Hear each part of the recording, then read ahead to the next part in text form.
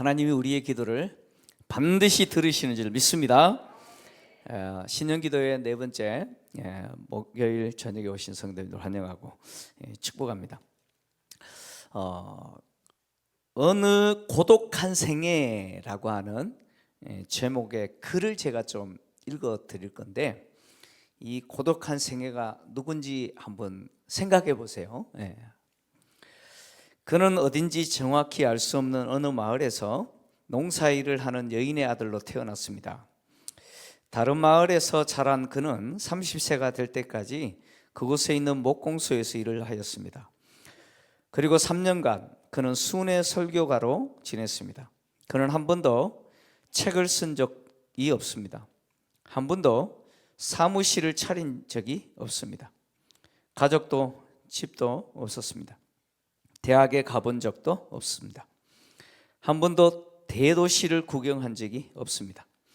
그는 한 번도 자신이 태어난 곳에서 200마일, 약 320km 정도 됩니다, 벗어나 본 적도 없습니다. 그에게는 대단하다고 여겨질 아무것도 없습니다.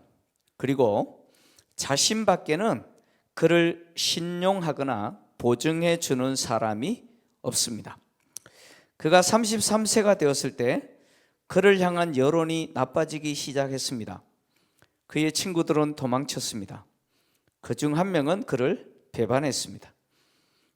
그는 대적하는 자들의 손에 넘겨졌고 멸시와 조롱 속에 재판을 받았습니다. 두 명의 도둑 사이에서 그는 십자가에 못 박혔습니다. 그가 십자가에서 죽어가는 동안 사형을 집행하던 자들은 그의 유일한 재산이었던 겉옷을 놓고 노름 내깁니다 을 했습니다. 그가 숨을 거두자 그는 그를 불쌍히 여긴 친구의 무덤에 눕혀졌습니다. 그 후로 19세기가 흘렀고 오늘 그는 인류에게 가장 중요한 인물이 되었습니다. 지금껏 행진한 어떤 군대도, 바다를 누빈 어떤 해군도, 의사당에 앉은 어떤 의원도, 시대를 다스린 어떤 왕도 이 고독한 생애가 끼친 것만큼 인간의 삶에 영향을 주지는 못했습니다. 이 글은 제임스 케네디, 제리 뉴컴이라고 하는 두 분이 쓴 책입니다. 누군지 아시겠죠? 이거 모르네. 자, 예수가 만약 태어나지 않았더라면이라는 책의 이 서문에 있는 글입니다.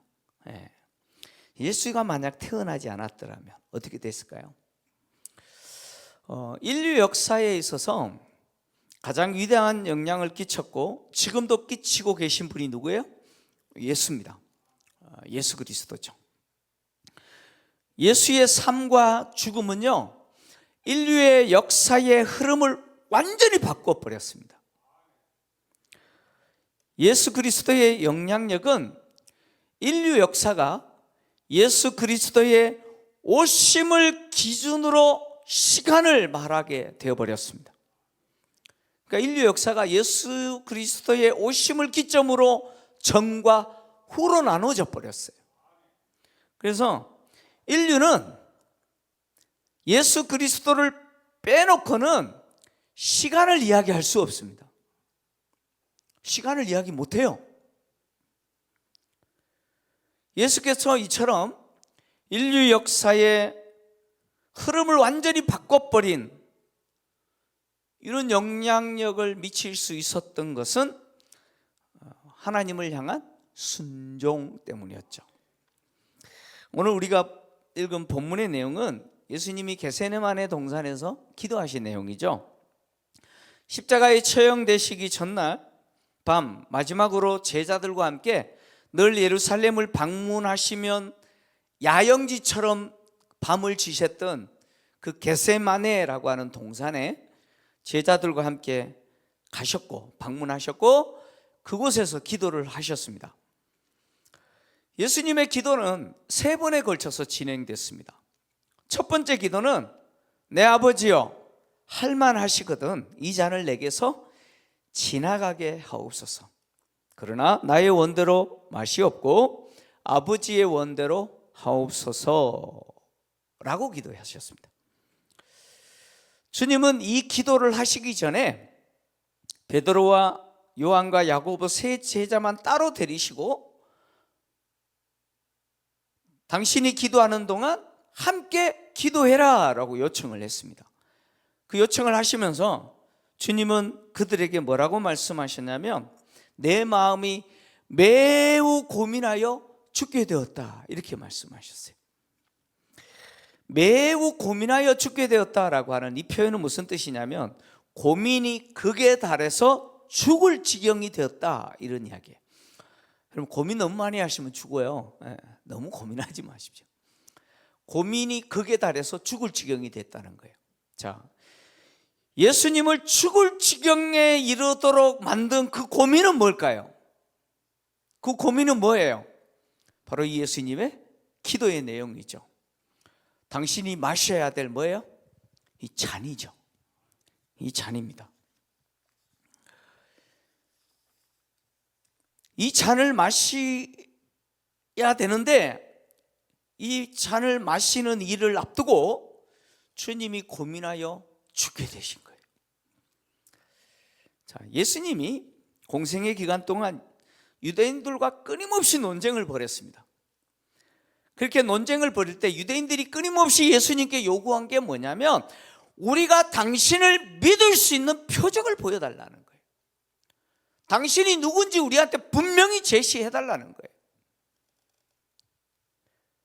그때 예수님이 유대인들에게 하셨던 말씀이 요한복음 6장 38절에서 40절입니다. 같이 읽겠습니다. 시작. 내가 하늘에서 내려온 것은 내 뜻을 행하려 함이 아니요 나를 보내신 이의 뜻을 행하려 함이니라. 나를 보내신 이의 뜻은 내게 주신 자 중에 내가 하나도 잃어버리지 아니하고 마지막 날에 다시는 살리는 이것이니라. 내 아버지의 뜻은 아들을 보고 믿는 자마다 영생을 얻는 이것이니 마지막 날에 내가 이를 다시 살리리라 하시니라. 아멘. 예수님은 당신이 누구냐? 우리가 당신을 믿을 표적을 보여달라고 요청하는 유대인들을 향해서 당신의 존재는 어디서 오셨어요? 당신은 어디서 오셨다고 그래야 합니까? 하늘에서 왔다 그랬어요. 하늘에서 왔다. 그리고 당신이 지금 하고 있는 일은 무슨 일입니까? 아버지의 뜻을 행하는 거다. 그리고 그 아버지의 뜻은 뭡니까?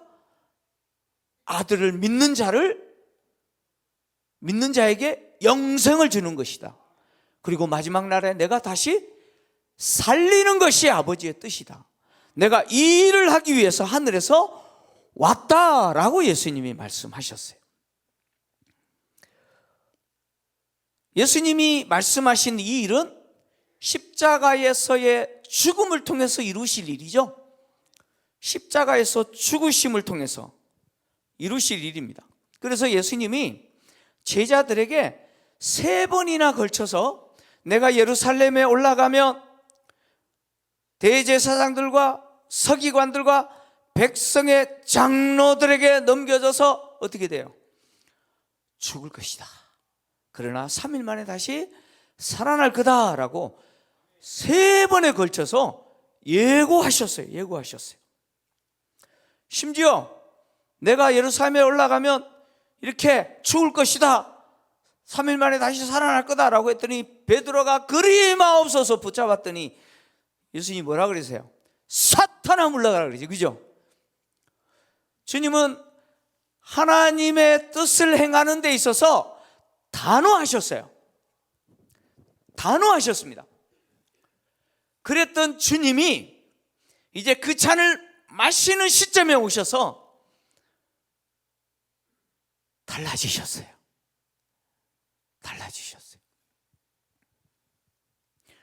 그렇게 단호하셨던 그 주님이 완전히 달라지셨어요. 주님의 이런 모습을 보면서 혹자는 하나님의 아들이신 그분이 사람이 되어 오셨음을 보여주는, 다시 말하면 주님 가운데 있는 그 인성을 발견한다, 이렇게 말하는 분도 있어요. 근데 주님이 지금 제자들에게 내 마음이 매우 고민하여 죽게 되었다라고 말씀하셨을 때, 예수님을 하여금 죽을 만큼 고민되게 하신 게 모든 인간은 반드시 겪어야 되는 그 죽음에 대한 두려움일까요? 그 죽음에 대한 두려움일까요? 그게 아니라는 거예요. 주님은 죽음에 대한 두려움을 지금 이렇게 고민하고 계신 게 아니에요.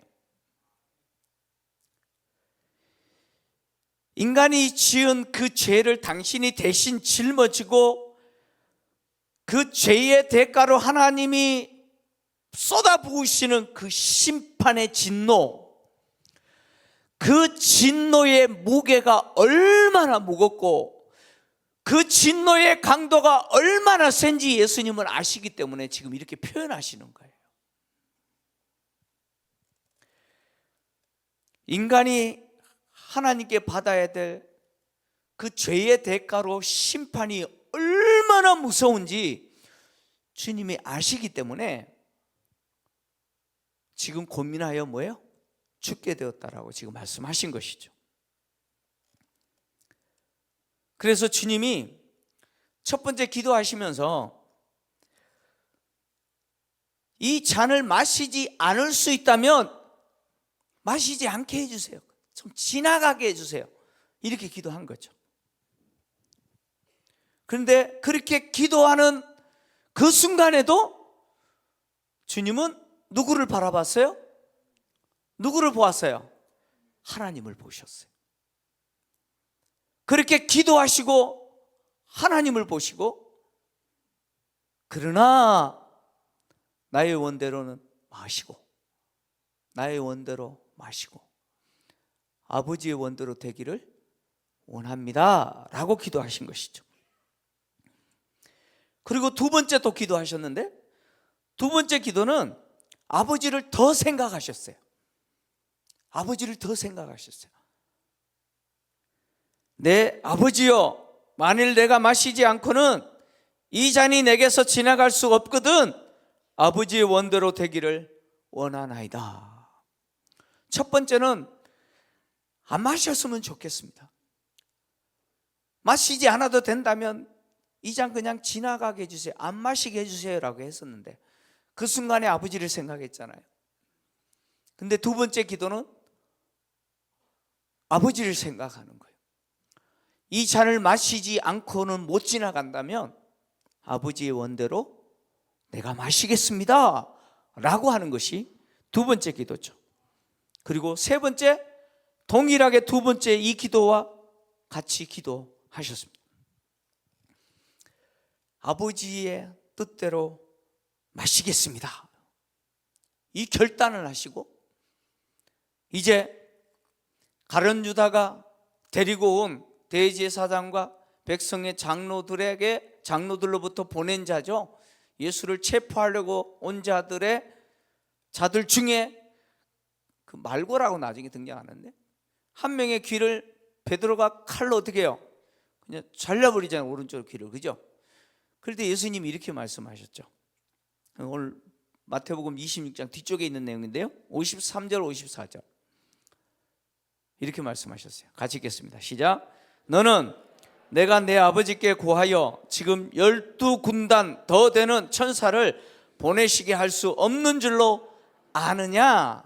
내가 만일 그렇게 하면 이런 일이 있으리라 한 성경이 어떻게 이루어지겠느냐 하시더라. 아멘.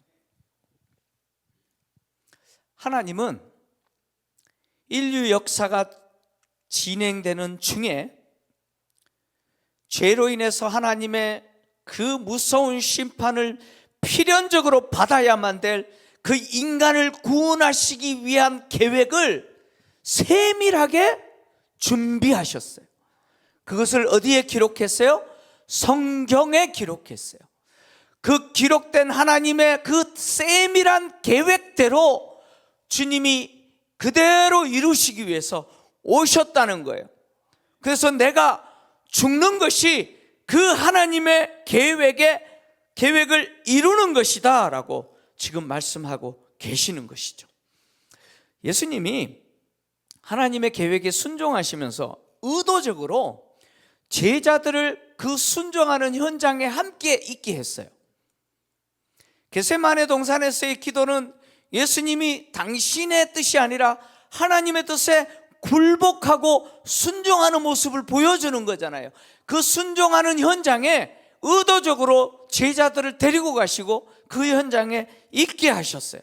그러면서 특별히 베드로와 요한과 야고보 세 제자에게 깨어 기도해라 라고 요청하셨어요.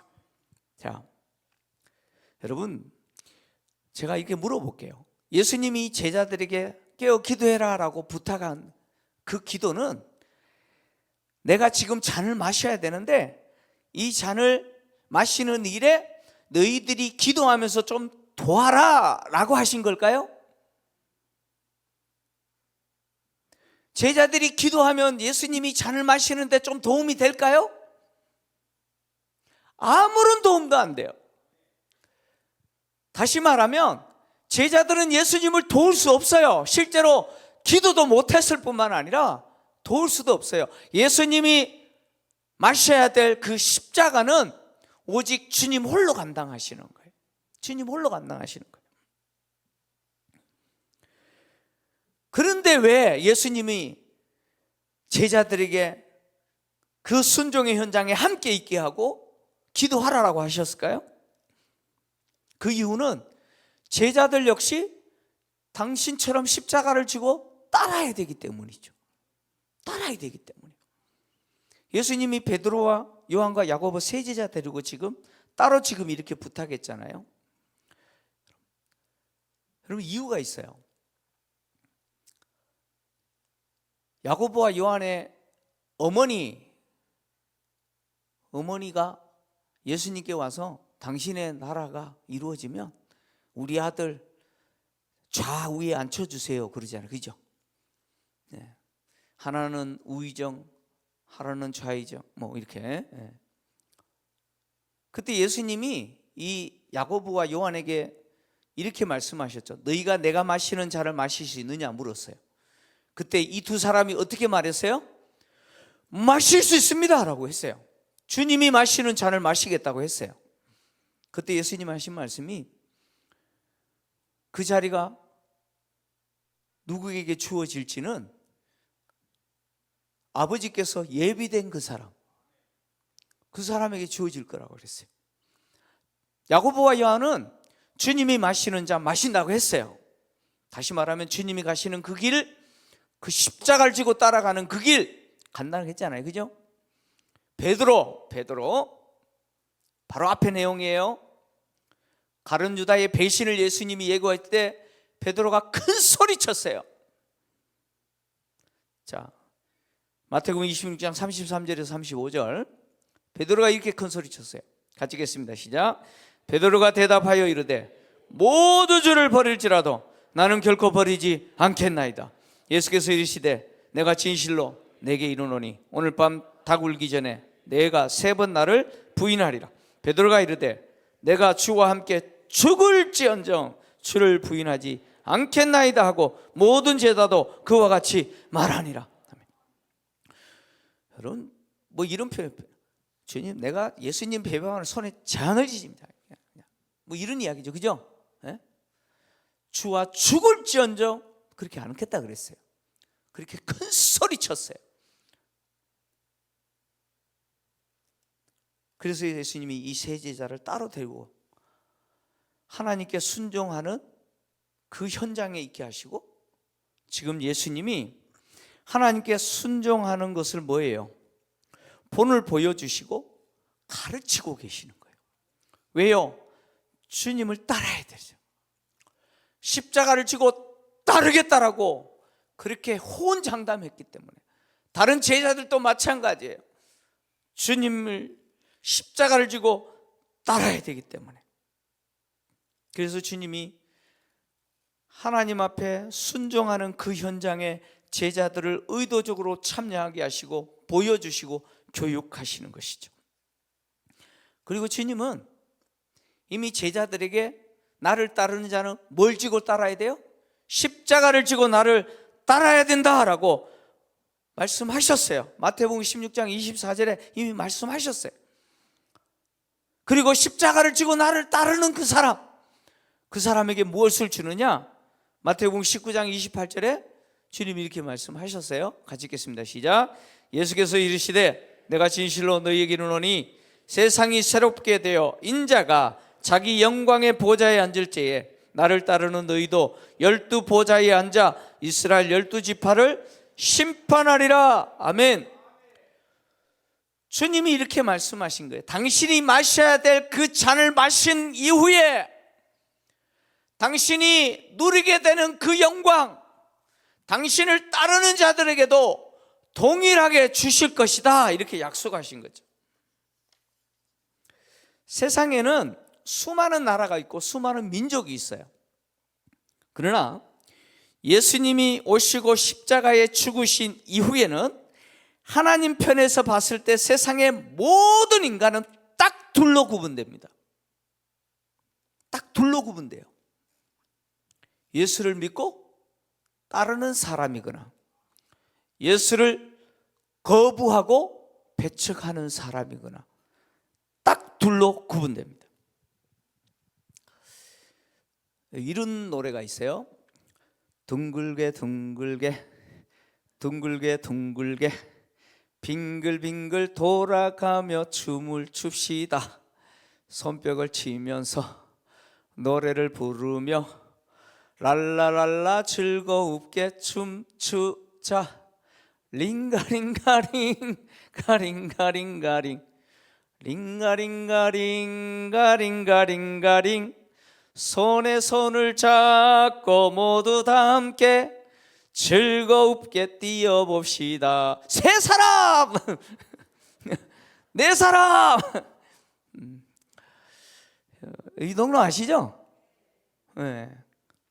이 동료는 1971년 그 새싹회 그리고 한국 여류 방송인 클럽이 주최한 그 다 함께 부를 노래 공모전에서 가작으로 입선된 동료입니다. 이 동료인데요, 이 동료 갖고 또 학교에서도 마찬가지고 소풍 가면 뭐 이런 것, 교회에서는 여러분 성경학교나 수련회 때 이거 갖고 뭘 내세요? 게임도 하고 또 포커 댄스 있죠. 이거 참 이렇게 몸이 로봇가 돼가지고 포커 댄스도 추고 막 그랬던 경험이 있어요. 지금 이 동료가 다시 인기를 얻게 됐는데 요즘 넷플릭스에서 아주 선풍적인 인기를 끌었던 오징어 게임 아시죠? 시즌 2가 지금 끝났는데 이 시즌 2에서 이 음악이 사용돼서 이 동료가 사용돼서 지금 다시 이제 인기를 끌고 있는데, 제가 이제 이 동료를 부른 이유는 이 동료 이야기하고 싶은 게 아니라 오징어 게임 이야기하고 싶은 거예요. 오징어 게임에서 이 동료가 즐겁게 춤을 춥시다. 4명 그러면 어떻게 해요? 빨리 4명 모아가지고 방에 들어가야 돼요. 안 그러면 총 맞아요. 총 맞아요. 보신 분 계시죠? 전혀 관심이 없으시네. 물론 유료로 봐야 되겠죠. 저는 못 봤어요. 못 봤어요. 저 못 봤는데 이제 하도 인기라 가지고 제가 이제 인터넷에 이렇게 좀 검색하고 이렇게 한 건데, 그 유튜브나 이런 데 간략하게 올라가고 막 그런 것도 있어요. 근데 이 오징어 게임 시즌 2에서 이 감독이 말하려고 하는 게 있어요. 이게 뭐냐면 그 자본주의 사회에서 인간이 돈을 놓고 뭐예요? 서로 죽고 죽이는 모습을 이렇게 반영을 한 거예요. 이 오징어 게임에서. 그 자본주의 사회라고 하는 것은 돈을 앞에 놓고 결국 O 아니면 X라는 거예요. 그 오징어 게임 보면은 여기 O라고 하는 명찰을 붙이고 있는 분도 있고 X라고 하는 명찰을 붙인 분이 있어요. 둘로 나눠져요. O 아니면 X예요. 예. 다시 말하면 자본주의 세상 속에서 사람들은 O 아니면 X에 속해서 뭐예요? 서로 돈 때문에 죽이고 죽는 세상이다. 이제 그런 메시지를 전달하려고 한 것이죠. 여러분, 자본주의 사회만 OX인가요? 아닙니다. 하나님과 나와의 관계도 뭐예요? O 아니면 X예요. O 아니면 X예요. 하나님께 순종하든지 불순종하든지, 여러분, 둘 중에 하나예요. 이도 저도 아닌 거 없어요. 예? 근데 주님은 뭘 선택했어요? 주님은 뭘 선택했어요? 순종을 선택했다는 거예요. 주님은 순종을 선택하시고 우리에게도 뭐라고 말씀하시냐? 너희들도 순종을 선택해야 된다라고 말씀하시고 본을 보여주시는 거예요.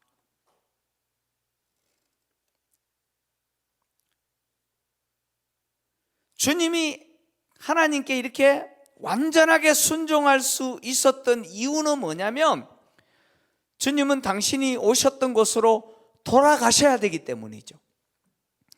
돌아가시는 그 과정 속에 반드시 뭐가 있어야 돼요? 이 잔을 마시는 것이 있어야 된다는 거예요. 그래서 돌아가셔야 되기 때문에 이 순종을 완전하게 하신 것이죠. 근데 주님이 우리에게 놀랍게 베풀어 주신 은혜는 뭐냐면, 주님이 가신 그곳으로 우리를 초대하셨다는 거예요. 우리를 그곳으로 초대하셨다는 거예요. 주님은 처음부터 우리와 같이 이곳에 계신 분이 아니셨어요. 주님은 처음부터 우리와 같이 이곳에 계신 분이 아니라 어디예요? 그곳에 계신 분이셨어요. 근데 그분이 우리가 있는 이곳으로 오셨고, 당신이 돌아가야 될 그곳으로 가시면서 우리로 하여금 그곳으로 초대하셨다는 거예요. 우리는 절대로 그곳으로 갈 수 없는 사람들이에요. 맞죠?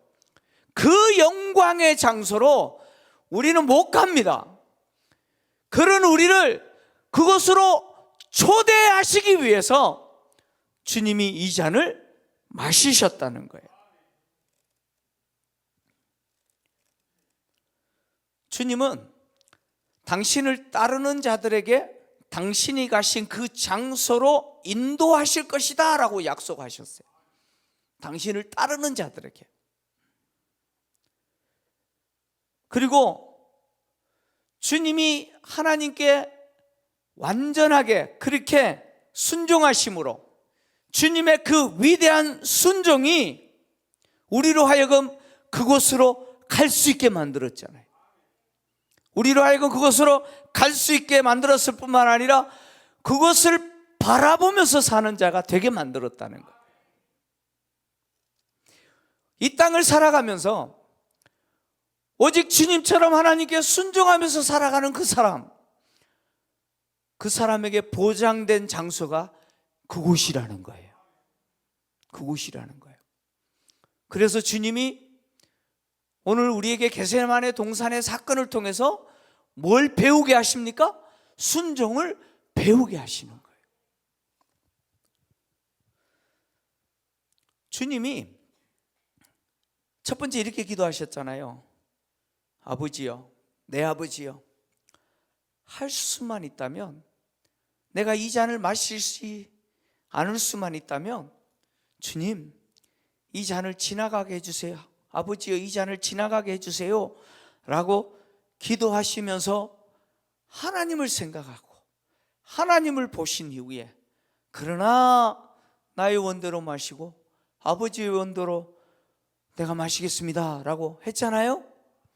근데 여러분, 주님이 당신의 그 간절한 원함, 잔을 마시지 않으면 좋겠다라고 하는 그 간절한 그 마음, 그 고민, 그것을 딱 내려놓을 때 주님이 하나님을 생각하시고 하나님을 보셨지만 또 보신 사람이 있어요.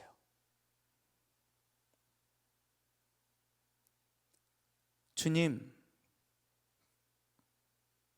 주님이 아버지 이 잔을 안 마실 수 있으면 이 잔 좀 지나가게 해주세요 라고 말을 하는 순간 주님 눈에 보인 한 사람이 있었어요. 그 사람이 누군지 아십니까? 정운낙이에요. 그 사람이 정운낙이에요. 주님, 아버지, 내가 이 잔 안 마셨으면 좋겠습니다 라고 말하는 순간 주님의 눈에 보인 그 한 사람이 누군지 아십니까? 여러분이에요. 여러분이에요.